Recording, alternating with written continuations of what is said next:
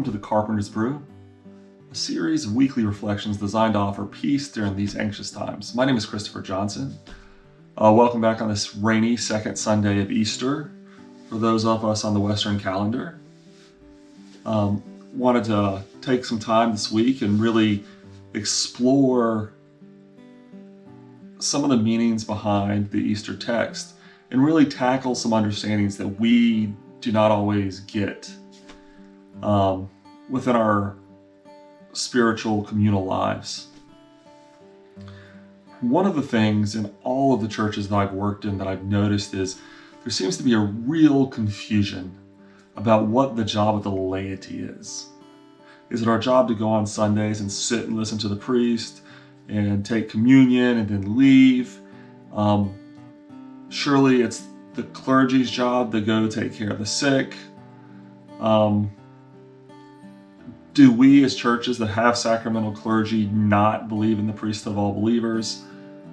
These are the things that kind of often come up when we talk about our church lives and our responsibilities. And I think that the text of Matthew 28 is really sort of helpful here, because the thing that we see as the apostles, the 12 designated leaders of the early church, are still scattered. They're still in hiding. They're not out yet. And yet the two Marys who are going to the tomb of their fallen leader, probably important to recognize that they were going even before they knew he was resurrected. The two Marys go and they have an angelic visitor, and they are told that they need to go gather the apostles. And I think in Matthew, they're returning to Galilee, to the place where their mission, their movement was first founded. And I think that what's important here is you see that in many ways, the two women show the most faith. They are going to see the body of Jesus, even though at this point, it looks like his mission has failed. And in those ways, they become the first witnesses of the resurrection. And they then turn around and they head back to the apostles and they tell them, this is what we experienced. And so I think it's super important when we begin to talk about our church structure that we acknowledge that it's not always the leadership of the church that shows the most faith. It's not always the leadership of the church that experiences the divine mission. And if you hear that it is, then it's often a form of clericalism where we put the clergy up on a pedestal. And that's not at all what is supposed to happen in the church. But it's also important to acknowledge that the two Marys were told to go get the sacramental ministers, to go get the 12 apostles and have them do something. So we can't totally dismiss the sacramental nature of the priesthood either. And so the question of the modern world is, well, how do we organize these two structures? Or are they two structures? And the truth is, it's probably about a structure and a half. All people are ordained to become, or have a vocation is probably a better term, have a vocation in the priesthood of all believers. But that doesn't necessarily mean that all people have a vocation to the sacramental priesthood. In fact, really what sort of ends up happening is the idea is the sacramental priesthood nurtures the priesthood of all believers, right? It's where it's up to the sacramental priesthood to teach and to offer the sacraments and to nourish through the Eucharist and through the other sacraments, baptism, reconciliation, the priesthood of all believers, so that priesthood themselves, they can then go out and proclaim the gospel to all people in all nations and at all times. And I think sometimes what ends up happening is the congregations or the priesthood of all believers say, well, I'm not wearing a collar, or I haven't been trained for this, or we pay that person, so that person needs to go out and do all these jobs. When really what should be happening is they should look at their sacramental ministers to nourish them so that they themselves can go out and proclaim the gospel and to serve the poor and to serve the sick and serve the people that need to be served.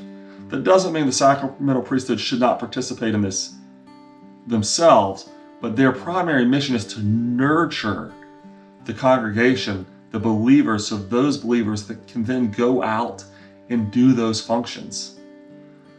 And I know that sometimes sounds weird, and I know that for a long time, probably for hundreds of years, our church has sort of neglected this.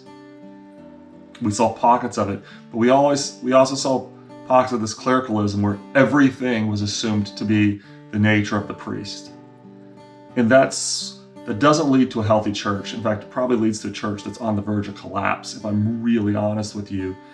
And two, it doesn't nourish us as the laity as far as what it means to be a good Christian. You know, the Christian faith requires something of us. And we'll see in Acts that it actually requires quite a bit from us. And we in the modern era have grown a little accustomed to having somebody that can do that part of us for us. We write the checks and we expect the ministers to go out and do the work.